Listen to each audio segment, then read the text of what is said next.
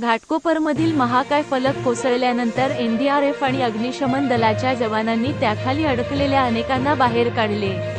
मात्र घटनेला 24 तास लोटल्यानंतरही दुर्घटनास्थळावरून फलक हटवता आला नव्हता. अखेर मंगळवारी रात्री गॅस कटरच्या साहाय्याने जवानांनी हा फलक कापण्यास सुरुवात केली. या फलकाच्या खालीच पेट्रोल आणि डिझेलच्या टाक्या असल्याने आग लागण्याची शक्यता होती.